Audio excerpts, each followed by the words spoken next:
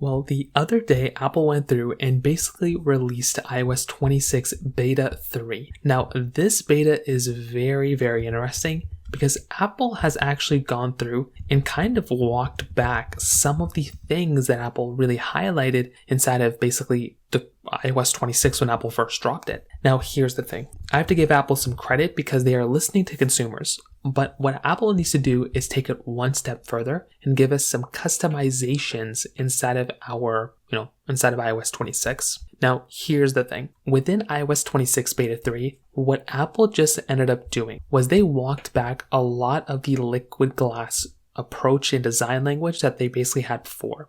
So one of the biggest highlights, one of the first things they mentioned within iOS 26 was this new UI and the new way things kind of look, right? So I thought it was cool. I think it's a really cool thing they ended up doing, and I'm a really big fan of it. But here's the thing. Within iOS 26 Beta 3, for them kind of walking back what they've done now is that they've basically just stopped.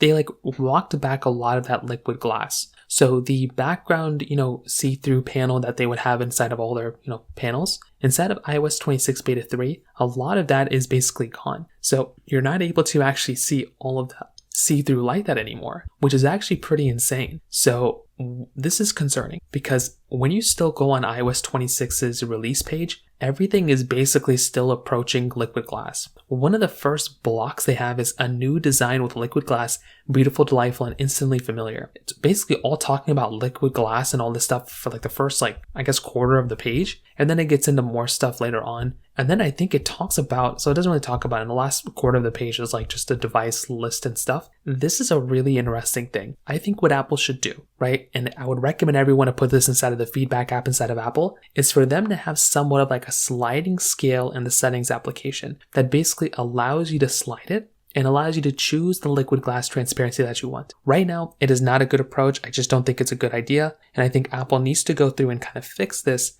before going forward. I like that they walked it back, but this was 50% of their keynote when they first released it. So they kind of need to give us something else within iOS 26, or else they're going to have another iOS 18 Apple Intelligence-esque type of update. So I'd love to hear your thoughts about this. Let me know in the comment section below. Hit the like button, that would mean so much, but definitely hit that subscribe button. More importantly than everything else, I love every single one of you guys. Hopefully I'll catch you guys in the next video. Peace out till then.